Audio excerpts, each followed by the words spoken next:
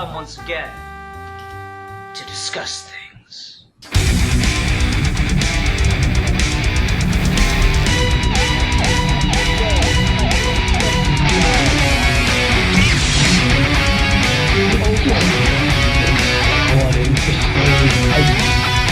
don't even know.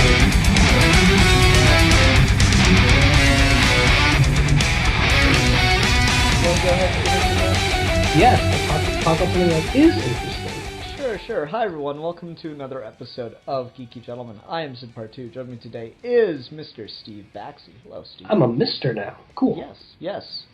Or Mrs. or whatever your gender pronouns prescribe to. I'll be honest, I guess I would say I'm mister, but I'm to this point where, like, I try not to even bother going by, like, identifying as male just because I think that argument's getting really, really interesting. I don't know. I think that English is already complicated enough. Yeah. That's kind of where I am at it. But anyway, we're not here to talk about gender politics. We're here today to discuss a character. But before we get into that, Steve, what do the people need to know? The people need to know that The Geeky Gentleman is a podcast now, so you can go to the link in the description that will take you to the podcast website where you can download it and listen to it on the go. And if you go check out the Geeky Gentleman playlist, you'll see all of our past episodes. And if there's one that isn't on the podcast site that you want downloaded, just leave a comment and Ian will download it and put it on the podcast site as soon as possible. Indeed. Okay, so today we're talking about Magneto, and you know, as we get into these character discussions, I'm not sure how long this series will go. I thought Fan Films was going to be like a series that we just dropped. This, I don't understand how we can go forever on it, but there are certainly infinite numbers of characters, so who knows. I wanted to do character discussions specifically because I wanted to talk about Magneto, and I wanted to talk about Magneto specifically because of something Steve says. So, Steve, what is your favorite hashtag related to Magneto? Magneto was right. Except he's not, and that's bullshit. Except that he is and always was. No. Okay, alright. So, I'll let you go with what... I actually know it. I'm going to give you what I think the argument is, or what I've seen people make the argument for why Magneto is right, and then I'm going to say why I think that's bullshit. And then you can tell me how close I am to your approximation of things, okay? Okay. Alright, so when I hear people say Magneto was right, they are putting him in a world in which there are only two viewpoints, Magneto or Professor Xavier, and that's stupid. And then they say, well, Professor Xavier wants to just hand over control to people who would kill his own people, and so that's completely naive and ridiculous, whereas Magneto will fight for his people at any cost, and that is noble, even if he goes too far in that fight. Magneto will not bow to oppression in any way, shape, or form. And here's the thing. That's not a good thing. I realize how ridiculous that sounds, but being completely uncompromising and completely unwilling to let go in any way, shape, or form is fucking ludicrous, and it makes Magneto a hypocrite, and he has committed horrible atrocities in the name of that ideology, to the point where Magneto was a child in the Holocaust who was rounded up because he was a Jew, not because he was a mutant. So he then gets this mentality to hate humanity because of what they're capable of, and then decides all of humanity must die, which means that anyone else that survived the Holocaust that was not a mutant, Magneto wants to kill, which is fucked up. I find that attitude horribly fucked up. So that's why I think Magneto is not right. He has got a good point. Here's the thing, though, and this is the thing with comic characters in general, is that, like, every story if you look at every story a character's ever had, they're always going to contradict each other in some ways. Sure. But you said Magneto was always right. Okay, yeah. In my version of his characterization, he's always right. Okay. Magneto doesn't want to eradicate humanity. He does this in the comics I think aren't very good, or in the shows I don't think are very good. I don't think Magneto on any level wants to, like, wipe out humankind. And I think the more important difference is it's not that Professor X wants to hand over mutants to humanity, it's that he is willing to get mutant acceptance on the terms of humanity. Mm-hmm. And Magneto isn't. Magneto understands that mutant identity is tied to mutation. And so if you compromise to humanity in any way, you are still oppressing mutant identity. Gotcha. Okay, and see, that's something I can agree with, but my problem is when I hear people say this, all I think of is the scene in X2 where Charles is connected to every mutant on the planet and has been brainwashed to kill them, and then Magneto tells him, no, find all the humans and kill all of them.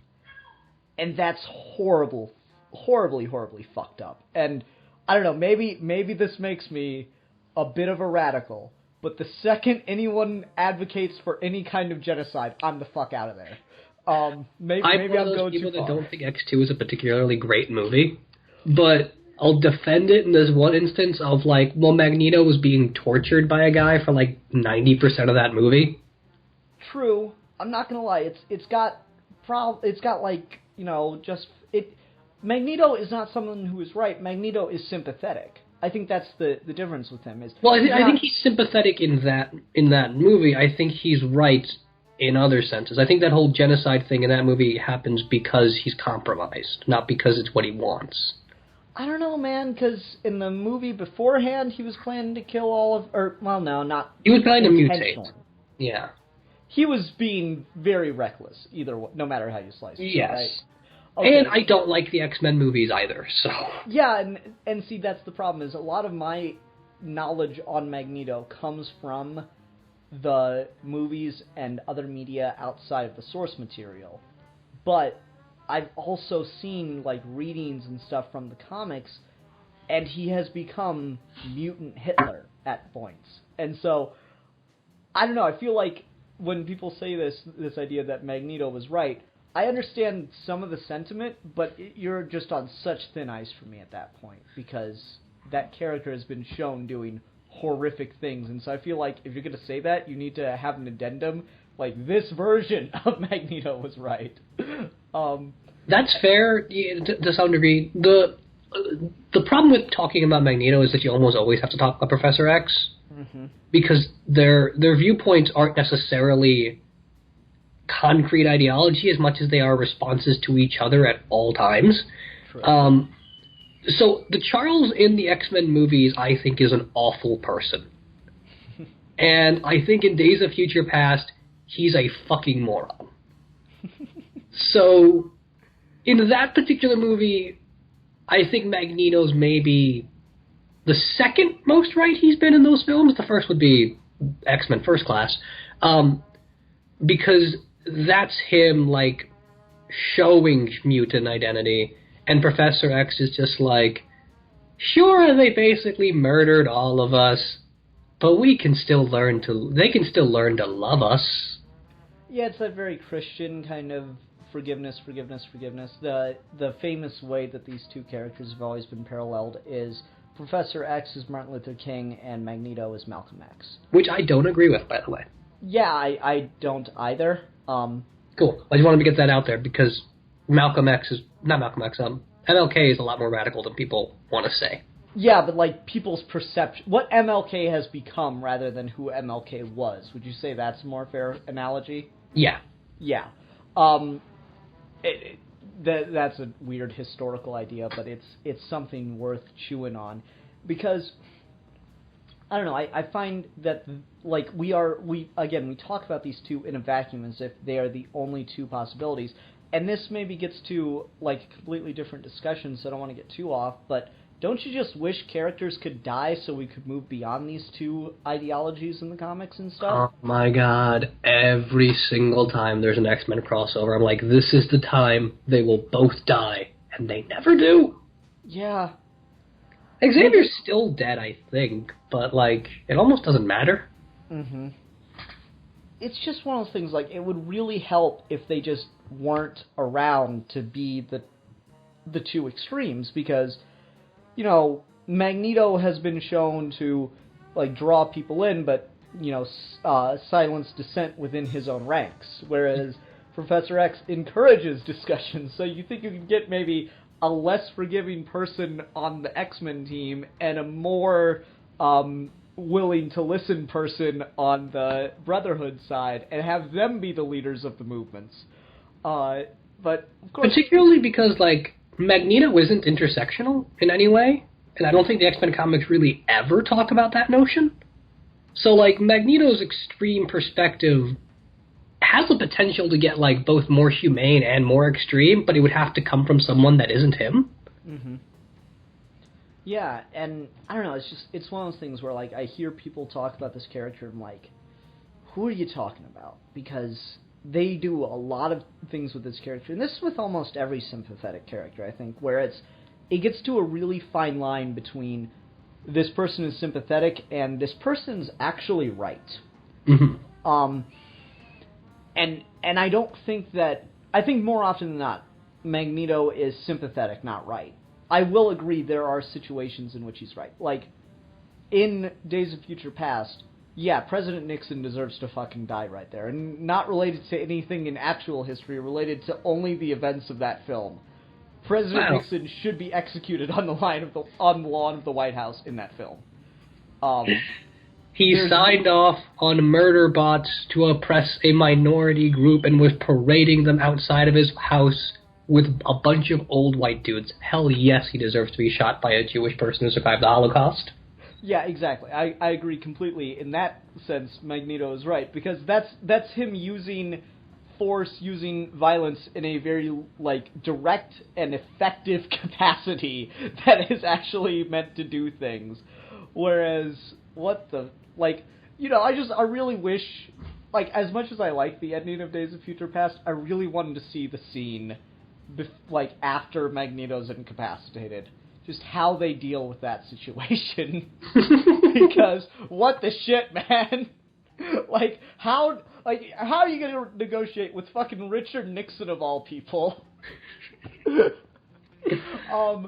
get the future that we see by the time Logan wakes back up. That's something...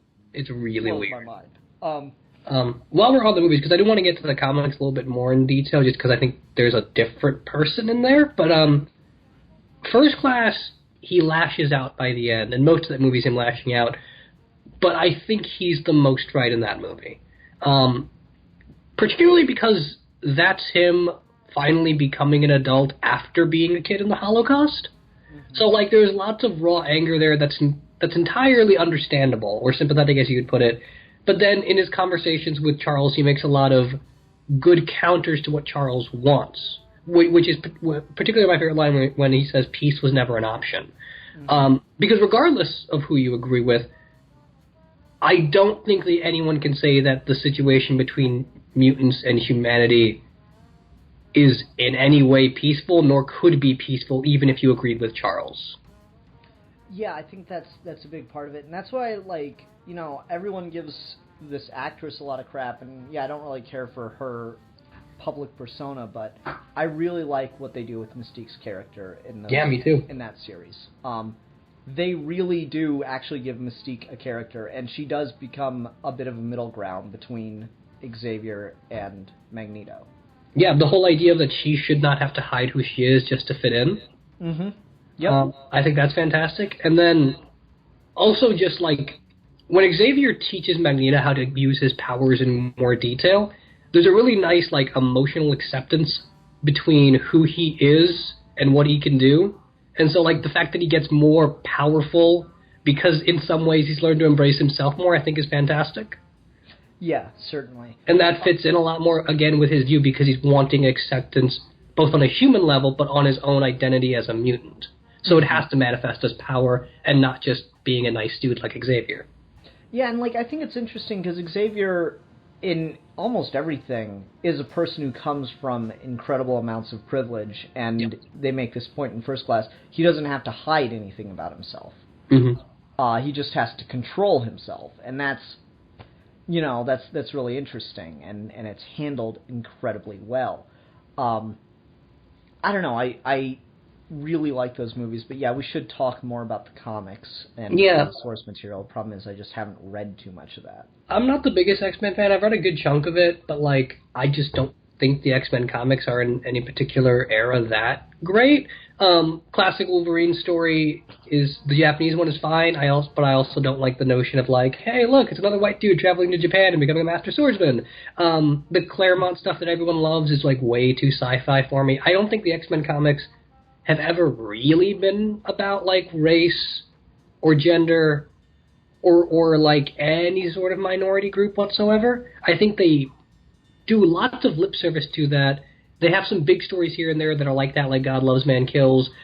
But, like, for the most part, they are far more cosmically involved, and I think that's part of the problem.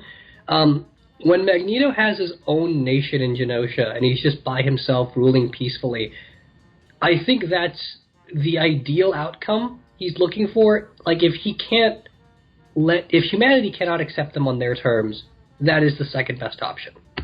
And didn't that happen in Morrison's run? Correct me if I'm wrong, or... I don't remember. I think that was after. I can't remember either. I want to read his run at some point. I think it was Morrison, then Whedon, or it might have been Whedon, then Morrison. I don't remember. But, like, those two came, like, right next to each other, and then that stuff happened after, because I think it was, like, Matt Fraction and Karen Gillan who started writing after that. Okay. Just, like, the whole idea is really, really great. So, I like the idea of Magneto establishing a home for mutanity. Stupid joke. I know. The pun, never be ashamed of a pun. I really do like that idea, and that's a Magneto who I can agree with. Again, my problem is, this is a character, like any character, you know, the situation has always been, oh, well, Batman can do anything, except for this comic where he can't. Yeah. And it's all about the storytelling. But it bothers me to hear people say things like Magneto is right or whatever because of the things that I've seen him do. I remember a comic reading that I saw Lord Jaser do years ago. The video is probably not even up anymore. But it was like Magneto giving a monologue to Xavier's corpse, and he was talking about how he was going to wipe humanity from the globe and all this stuff because mutants needed protection, mutants needed to reign as the supreme species, all this evolutionary stuff. And I'm like, that's really scary that when someone thinks that kind of mentality is right, that is not, you know, an oppressed people rising up and declaring their independence. That's not the Jews, you know, breaking down the fences of the concentration camps and taking control. That's the Jews breaking down the fences of the concentration camps, taking control, and then executing every single German, no matter what. And there's a distinct line between one is totally justified and perfectly understandable, no matter how horrid the acts in the moment are. The other is changing oppressors. And that's never good. You know, like we hear the classic liberal line that they never really think about is, oh, you're just as bad as the people you were fighting against now. That's certainly a potential to happen. I think that's used too broadly, but that's certainly a potential to happen that I think is worth being wary of and aware of. Yeah, the whole turning into your oppressors is less of a problem than people think it is, but in this particular case, I totally see it. Well, like, it's, you know, it's funny, we were joking about this on Twitter the other day, but I want to hear Magneto's thoughts on Israel. Yeah, I want to hear that. I think Magneto is really, he's one of those characters now, like, he's tied to a very specific time period. So, even by comic and superpowers standards, we're kind of getting to that era where, like, I don't know if I can buy the fact that he grew up in the Holocaust, and he's still alive, and still doing things, and still looks relatively young. There's been, like, stuff that, oh, well, mutants age slower or whatever. They can age slower. He had a thing for a while, like, he had, like, a de-aging serum. X-Men Evolution did a thing where, like, he had, like, a super soldier serum type thing. And they actually tied that into a Captain America episode, where, like, Captain America... Oh, yeah, I remember that app, where Captain America's, like, being kept alive, like, cryogenic. Yeah, because the super soldier serum was killing him. Yeah. And he saved Magneto as a kid from a concentration camp. Mm-hmm. That's my favorite episode of that show. But like we're getting to that point where like he's getting way too old. Part of the way he's written right now, where he's just running around murdering the crap out of people, I think I want to in my head say that he's just senile. And part of what I mean by that, aside from his mind just going, is that he's seen too much of this shit for too long that he can't think reasonably about it. And I mean, to be fair, like, you know, he's been at war with humanity every other day, and, like, there's been how many genocidal level events happening. And I mean, how many times have all of mutants been wiped out and brought back again? And how many times has his kids died and then not died and then have been... And then they're not his kids anymore. Yeah. Oh, man, I really want to see if I could find, like, weren't even his kids originally? Like, they were someone else's kids? I really want to see, like, a fan animation of Magneto going to custody court over Scarlet Witch and Silver. If Harvey Birdman ever came back, there needs to be an episode with, like, Fox and Marvel, Magneto and Quicksilver. Oh, man, that'd be the best thing ever. Oh, I'd love it. Yeah, but I could agree that it's that weird thing of comics and just... Like, especially with Marvel, where they never reboot. Like, DC reboots too often. Marvel never friggin' just does a full reboot.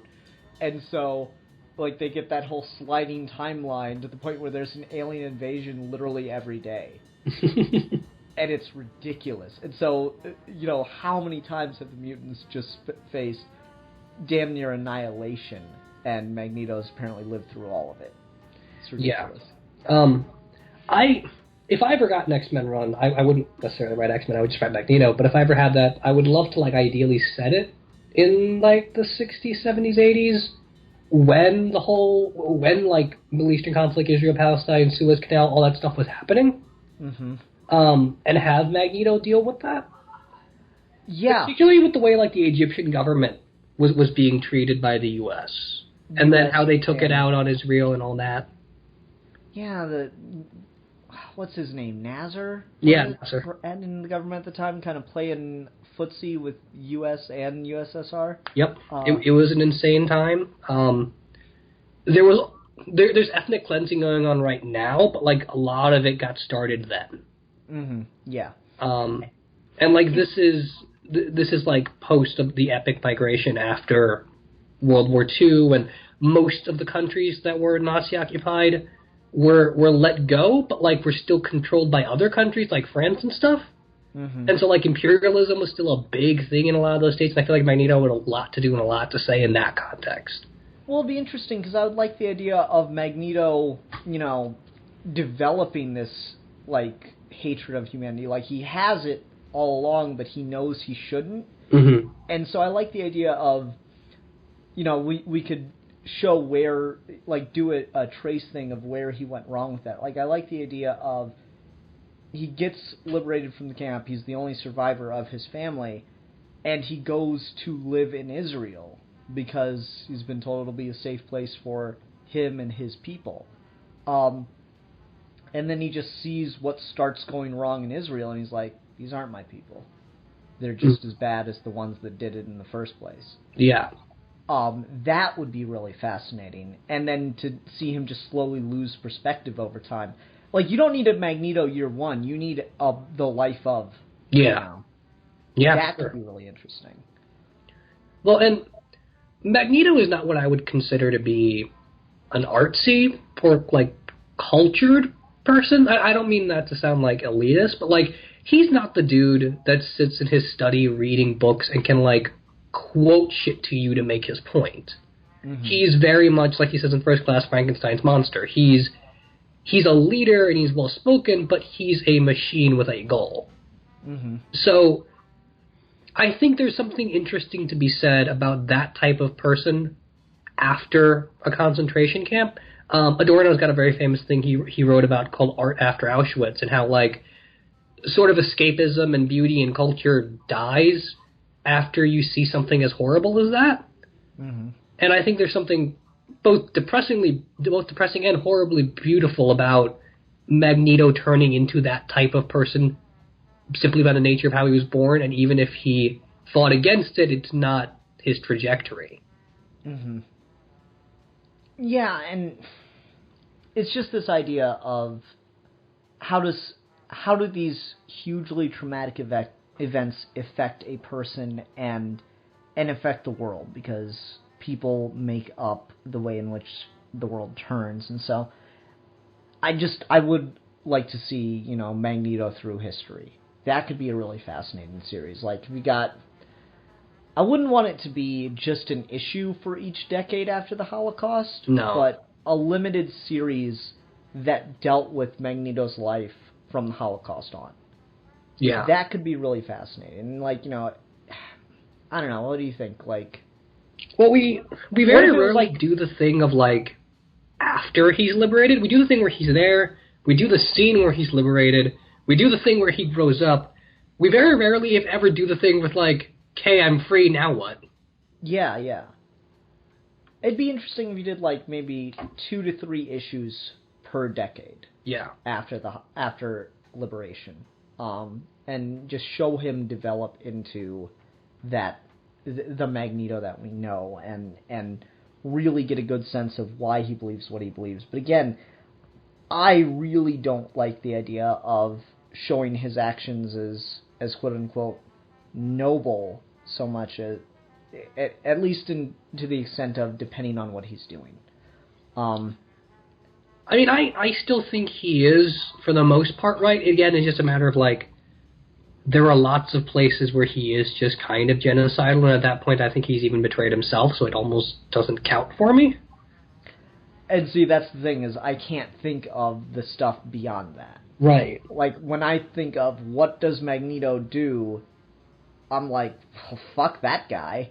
And I mean, a lot of this goes back to your earlier point of, there only being two sides of Xavier and Magneto. Mm-hmm. Almost all of my Magneto was right rhetoric comes from the fact that I would never trust Xavier in a million years. Yeah, and I totally get that, because Xavier tries to be goddamn mutant Jesus, and it's ridiculous. Yeah. I do not believe in that turn the other cheek philosophy to the point of let them kill all of us. Yeah, seriously. There has to be a line in the sand somewhere. Yeah, I mean, Days of Future Past is a movie that really breaks down if you think about, okay, let's say Magneto or Mystique weren't trying to kill Nixon, and the Sentinels were being presented. What would Xavier do? Probably nothing. Yep. And I guess technically Xavier did nothing and the Sentinels were presented, right? Yeah, he didn't show up because of the Sentinels, he showed up because of Mystique. Well, no, I mean, in the original timeline, because we have the Sentinels in the fucked up future. Yeah, I would just assume he did nothing. Yeah. Because the man's useless, and no one should listen to him.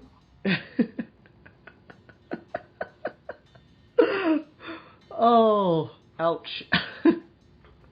I mean, Xavier, I think, has what's very akin to an abusive philosophy, where he's basically... I think he's making the case of, maybe this language is almost too harsh, but, if someone hits you, they're like, oh, it's okay, because it won't happen next time, or something like that. Mm-hmm. I think in a lot of ways if they wrote him as hyper beaten down the way we do with Magneto, if we wrote him to the point where, he started very optimistic, but, now he's just in denial, that'd be one thing. But the problem is he's never written like that. He's just written as, he's always optimistic and he's always right, and that should not be the case. Particularly in the comics, because in the comics he's manipulative as fuck. Yeah, and it's just weird. It's almost... We always talk about the X-Men almost are better off just in their own little pocket and not involved in the rest of the Marvel Universe. Yeah. The X-Men are almost better off in their own little pocket, not involved in the rest of the Marvel Universe, or a lot of their own continuity. Yes. Yes. And, yeah, that's why I don't really like Professor X. I think he is way too forgiving to the point of, just... What's the word? Not naivety. To the point of just self-deprecation. Self-deprecation, delusions, denial, yeah. I think is still a good word. That's why I kind of like, Beast. Beast is kind of my go-to, because he just, he's maybe a little too Xavier's side for me, but he's actively like going to the human world and making changes. I say whatever you want about X3.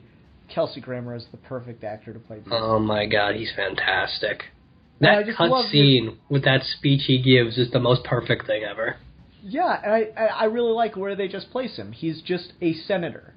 That's really, really good characterization for him, of just someone who is not a, radical freedom fighter that's ready to blow up the whole goddamn world, and also not a complete frickin' moron. He's actually in the trenches trying to do what he can to protect people in the moment. Because, the problem with Magneto's philosophy, even if you agree with it, is the only way to get there is through war. And the problem with Professor X's philosophy is you can't do anything, you just have to wait for people to change their minds on their own, and that's never going to happen if they're afraid of you. There's a Billy and Mandy special called Wrath of the Spider Queen, where Billy at some point finds enlightenment, and he learns to deal with everything because he thinks at some point everything will just get tired and go away. So a giant spider starts beating the crap out of him, and then just gets tired and goes away. And I feel like that's how Xavier thinks. Yeah, and so I like that Beast is, it's not the best way, but it is at least a way that gets results. Who do I sound like now? It is at least a way that gets tangible results in the moment. Beast is on the fucking hill, trying to pass bills and shit. I like that. I wish we did more of that. I wish we knew what he did aside from just being a senator, what kind of bills he's passed, what kind of testimony he's given, stuff like that. Yeah, I agree, but I loved the visual of it so much, right? Oh, I agree. So that's why I kind of gravitate toward Beast. And again, I just wish Xavier and Magneto would fucking die. Yeah. Because both of them, even when they're written well, it gets to be too much. You gotta pass the damn torch on. Let Scott lead the X-Men. Let someone from the Brotherhood lead them. Here's an idea. Combine the two movements.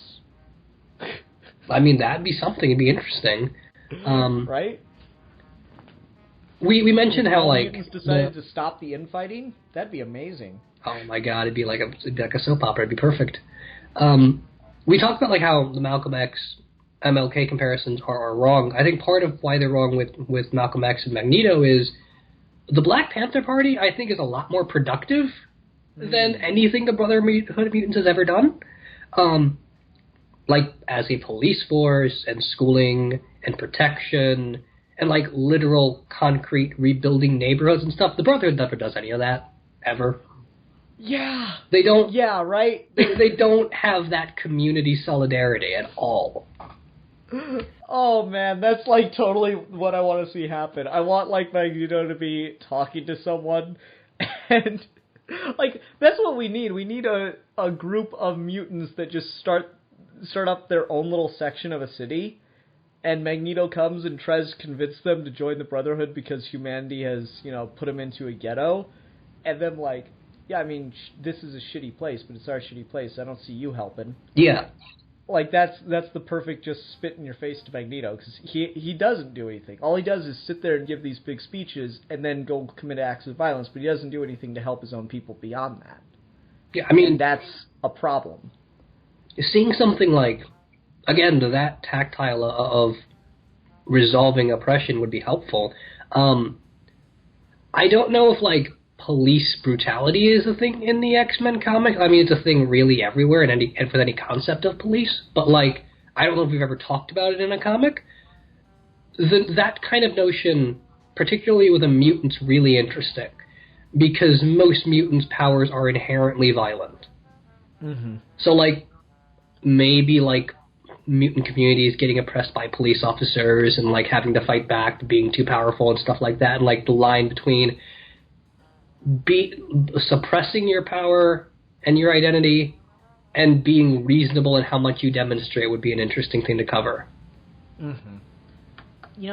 It's weird, but I remember I think it was the JLA Avengers crossover that happened a couple years back. Which one? 12 years back. It was JLA versus Avengers, not Marvel versus DC. Oh, okay. Like, the Flash is in the Marvel universe, and he sees this, like, pink-skinned, like, tentacled-faced kid running down the street being chased by an angry mob, and he, like, stops the kid, like, hey, what's wrong? And, like, you can tell that this kid's the victim just by looking at him. The mob goes, he's a fucking mutant, we're gonna kill him. He's like, oh, hell no. So Flash just stops it, just, like, dead. I'm like, yeah, I don't think mutant oppression could exist in DC, so if I had to choose one... Well, mutant oppression shouldn't exist in Marvel either, it just seems to. Yeah, I mean, we always talk about that. Why the hell does everyone like Spider-Man but not the X-Men? Or the Fantastic Four? Yeah, why does everyone like the Fantastic Four and not Spider-Man or the X-Men? Why does everyone like Captain America, but they don't like anyone else? Yeah, it's weird, but just generally, I don't think that kind of thing would exist in DC. I can't imagine a world with Superman having mutant haters. Yeah, that's just me. It's weird, and DC's got quote-unquote mutants with, like, metas, but they're never oppressed. Yeah, they're like, there's... I don't know, DC's just a much more homely universe. Apparently. Yeah, they've got the more serial killers, though, so I don't know. It's a trade-off. Anyway... I don't know. I don't have a ton else to say about Magneto. I just wanted to get out there. Hashtag Magneto is not right. Magneto's a fucking nut job. I mean, I think there's a middle ground between he's wrong and he's right here where, like, he can be right. Yeah, I would agree with that, but anyone can be right. Broken Clock's right twice a day. He's often right. In Steve Baxy's mind, Magneto is always right. But Xavier is always wrong. I'd agree with that. I think every version of Xavier is way too damn trusting. Yes, I hate Xavier. He's one of the worst characters I've ever read, and he's not a good person. Stop it. Stop writing him as a good person. He's not. It's funny that they had Picard play Xavier because Captain Picard also made horrible decisions. Oh my god, he did. He was really inconsistent about who he would let die. It was really, really weird. That's all of Star Trek. For the love of God, don't watch Enterprise. It's... Woo! That season 3 intro, though. Oh, dude, that season 3 intro. Yeah. Somehow got worse. It was like so bad. I could not imagine how anyone approved of that. And then it got worse. Is Enterprise the show that makes you glad that the skip intro thing is a thing on Netflix? I don't have Netflix anymore. Oh, never mind then. And even so, it doesn't work that way because Enterprise, like all Star Trek, it does a thing where it's like scene intro show, so you can't do that. Damn it. Yep. Anyway, all right. So that's our thoughts on Magneto as a character. Steve, I have a question for you. Yes. Do you want to just do these with me regularly, and then I'll get other people randomly too? Yes. You want to make I got the fan films reviews with Raska. Do you want to make this your and I series? I like this idea. Yes.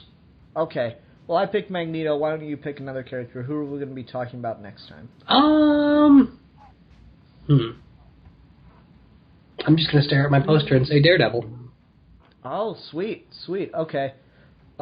Sounds like a good time then. Cool. Alright, everyone, thanks very much for watching. Until next time, I'm the Philosopher. And I am the Exile. And we are your Geeky Gentlemen. And we will be discussing things.